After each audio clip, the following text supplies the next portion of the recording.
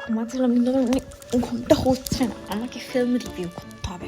তেরে ইশক মে, অনেকের কোয়েশ্চেন তেরে ইশক মেতে কৃতি সাননের বাচ্চাটা কার ছিল? অ্যাকচুয়ালি বাচ্চাটা ছিল কৃতি সাননের হাজব্যান্ডের, মানে একটা শিখ অর সামথিং কেউ, যে পাগড়ি বেঁধে কৃতি সাননের সাথে যার বিয়ে ঠিক হয়েছিল তার সাথেই তার বিয়ে হয়। কিন্তু পরবর্তীতে যখন বিয়েটা হচ্ছিল, দেখানো হয়েছিল, তখন তো গাছছড়া খুলে ছেড়ে দিল, তখন বিয়েটা হয়নি, বিয়েটা ছিল পরে, আবার পরে।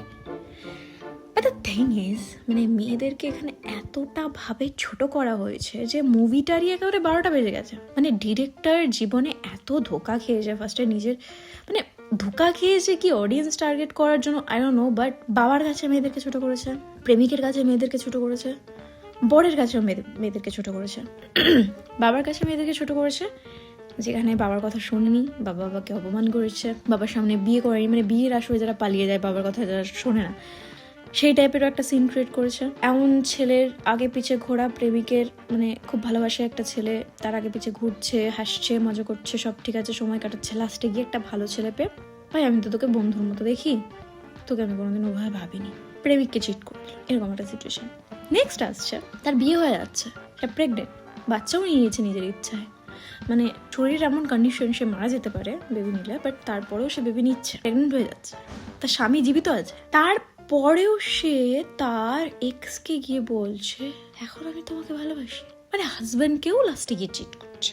না মানে এটা কি দরকার ছিল? মানে এতটা মানে বাজে ক্রিয়েশন, মানে কি দরকার ছিল? মানে এটা অতিরিক্ত কমিক হয়ে গেল না? লাইক একটা যুদ্ধে তার স্বামীও যাচ্ছে এবং তার ওই প্রেমিকটাও যাচ্ছে, লাস্ট সিনে যখন মহিলা প্রেগনেন্ট, সে তখন তার প্রেমিককে বাঁচাতে চাইছে যে ভাই আমার বাচ্চাটা জন্ম হওয়ার পর তুই সামলাস,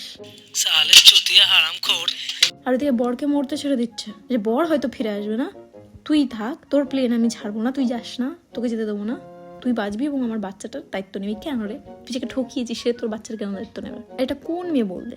আমার না লজিকটা না আমি নিজেও দিয়ে বোঝাতে পারছি না, মানে এতটাই মানে দুর্গন্ধকর লজিক দিয়ে ফেলেছে, এতটাই বিচ্ছিরিভাবে দিয়ে ফেলেছে। বাট হ্যাঁ, যখন শঙ্করের বাবা মারা যান এবং উনি যে অভিনয়টা করেন, ওনার নাম আমার মনে পড়ছে না, ভদ্রলোকে ভীষণ শ্রদ্ধা করি তাকে এবং তার অভিনয় খুব ভালো লাগে, উনি দারুণ অভিনয় করেছে।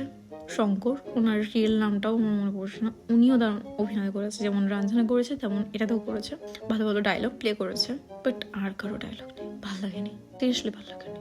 আর হ্যাঁ, এরকম মানে ফ্রড টাইপের অ্যালিগেশন মেয়েদেরকে দিতে হলে না, এরকম ফিল্মগুলোও না মানে ফেলই হবে, এত টাকা ইনকাম হবে না, চাপনিও না। ফিল্মটা ওই ক্রেজ, তারপর ওই তোমার ট্রেলারের জন্যই 2-20 জন দেখেছে, তারপর আর দেখবে না।